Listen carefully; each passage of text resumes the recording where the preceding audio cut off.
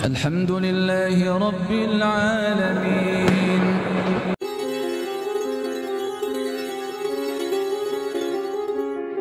10 Muharram apabila mengusap kepala anak yatim, maka diangkatlah derajatnya 1 rambut 1 derajat. Hadis ini tidak bisa dipertanggungjawabkan sehingga tidak bisa dijadikan dasar.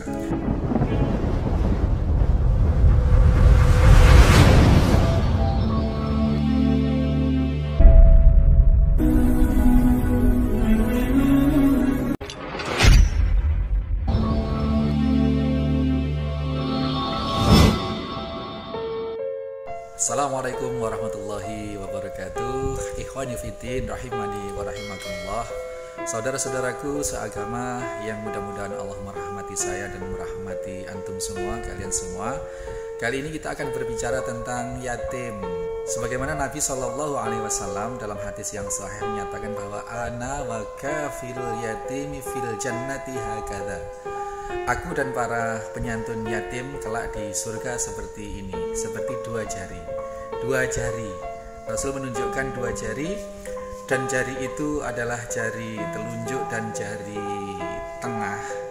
Maksudnya bukan 2 jari dari tangan yang terpisah atau tangan yang sama tetapi jari yang terpisah oleh jari yang lain. Maksudnya adalah kelak di surga benar-benar orang-orang penyantun anak-anak yatim itu dekat sekali, bahkan erat melekat, bertetangga sangat dekat dengan baginda Nabi SAW. Nah, perlu kita garis bawahi. Yang pertama bahwa yang dimaksud dengan yatim adalah anak yang ditinggal mati bapaknya hingga usia balik. Jadi apakah mati di dalam kandungan, ketika di dalam kandungan bapaknya meninggal, kemudian tumbuh, nah sampai akil balik dia berstatus yatim. Atau dia lahir dengan kondisi bapaknya ada, tetapi usia 4 tahun, 5 tahun, atau usia belum balik dia ditinggal mati bapaknya, maka dia yatim. Maka ini yatim secara syar'i. Nah, sabda Nabi SAW bahwa ana wa kafilul yatim fil jannati hakadha tadi itu tidak merujuk pada waktu tertentu, tetapi merujuk pada status yatim itu. Sehingga selama anak ini berusia yatim dari 0 hingga balik, maka itulah kesempatan buat kita semua untuk memantaskan diri kelak di surga seperti 2 jari ini dengan Rasulullah SAW. Sehingga tidak ada pembatasan amaliyah khusus terhadap anak yatim ini. Misalnya beredar satu ajaran bahwa 10 Muharram apabila mengusap rambut anak yatim, kepala anak yatim, maka diangkatlah derajatnya 1 rambut 1 derajat. Nah, ini setelah ditelusuri ternyata hadis ini tidak bisa dipertanggungjawabkan karena ada satu rawi di sana, rawi yang bernama Habib bin Abi Habib. Ini seorang perawi yang matruk. Matruk itu ditinggalkan karena kecacatan informasi, kecacatan keilmuan dan keamanahan, sehingga hadis ini tidak bisa dijadikan dasar.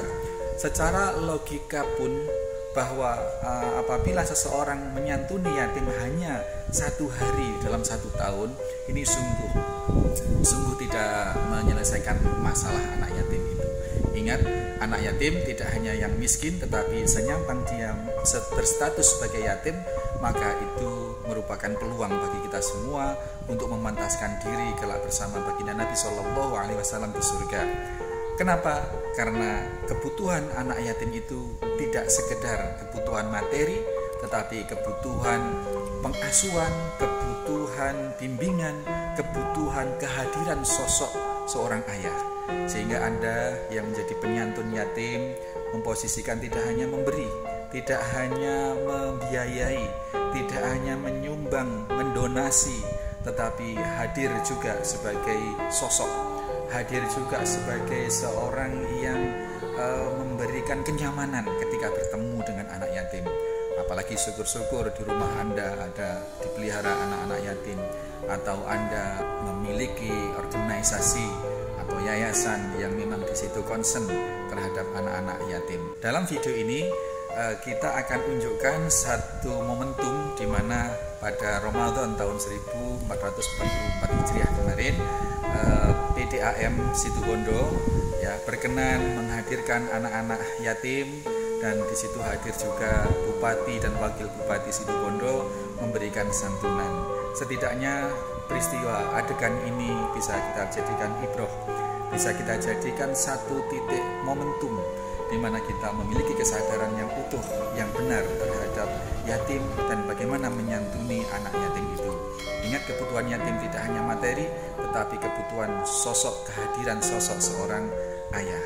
Dan apabila ini kita lakukan dengan tulus, insya Allah, maka sabda baginda Nabi Shallallahu Alaihi Wasallam tadi itu mudah-mudahan berlaku bagi kita kelak di surga bertetangga dekat dengan Nabi Shallallahu Alaihi Wasallam. Mudah-mudahan. Assalamualaikum warahmatullahi wabarakatuh.